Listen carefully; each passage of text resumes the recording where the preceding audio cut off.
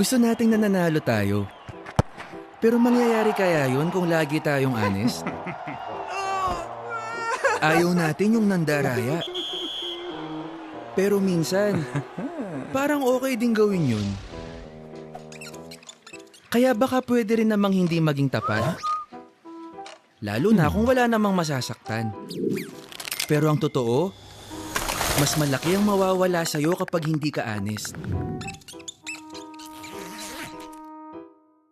At kapag naumpisahan mo na to,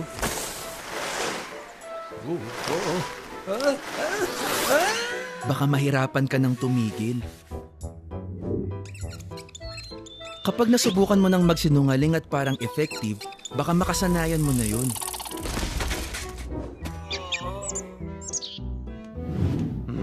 O baka naiisip mo, okay lang naman kung hindi ko sasabihin ng lahat. Pero pagsisinungaling pa rin yun sa mga taong dapat makaalam ng buong katotohanan. At paano naman kung nagkukunwari ka? At ginagawa mo yun para magkaroon lang ng mga kaibigan.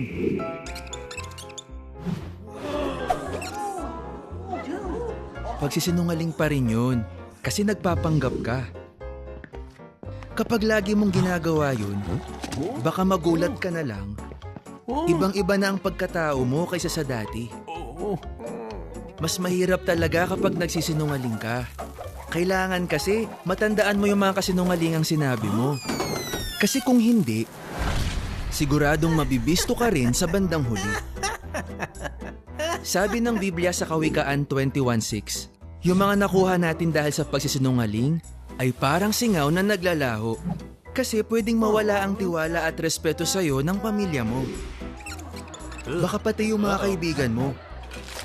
At kung namuhay ka sa pandaraya at pagsisinungaling, mas malaki ang magiging kabayaran nito.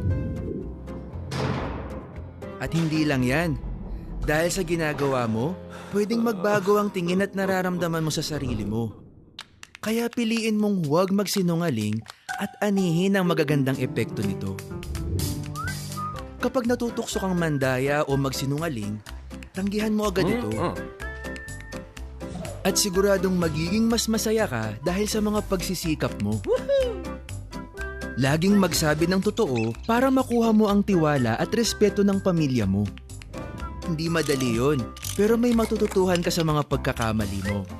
Pumili ka rin ng mga kaibigang tanggap kung sino ka. Talagang sulit na sulit kapag honest ka. Ang ganda ng epekto nito sa pamilya mo, mga kaibigan, at sa sarili mo.